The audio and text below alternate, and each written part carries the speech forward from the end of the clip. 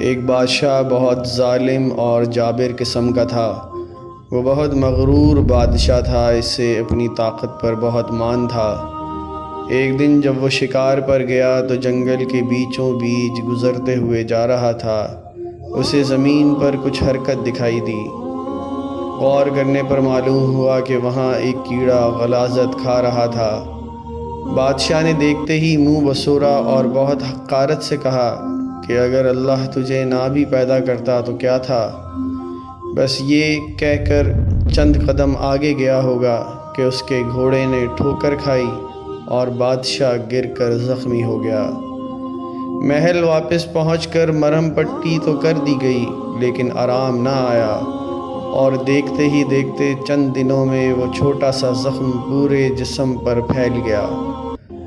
بہت سے حکیموں کی سمجھ سے بالاتر تھا کہ یہ مرض، کیونکہ انہوں نے اس سے پہلے ایسا کوئی مرض نہیں دیکھا تھا، اس لیے ان میں سے بیشتر لوگوں نے بادشاہ کو موت کی پیش گوئیاں دے دی تھیں۔ اب اپنی موت کا انتظار کرنے کے بجائے بادشاہ نے دوسرے شہر کے ماہر حکیموں کو بھی طلب کر لیا۔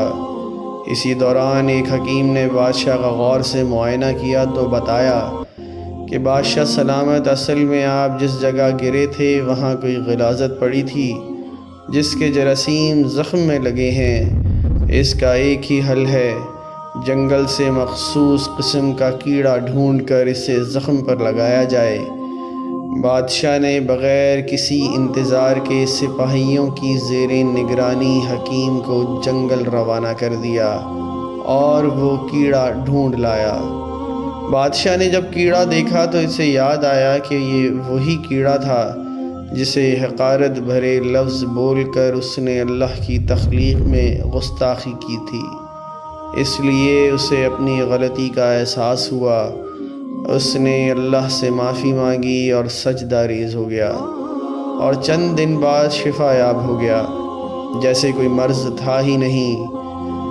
تو دوستوں، اس کہانی سے ہمیں یہ سبق ملتا ہے کہ اللہ نے اس دنیا میں بے شک کوئی بھی چیز بیکار یا بے مقصد پیدا نہیں کی۔ آج جو چیز ہمیں بری اور عجیب لگ رہی ہو، کیا پتہ کل کو ہمیں اس کی ضرورت سب سے زیادہ ہو۔ اس لیے کبھی کسی کو حقیر مت جانو۔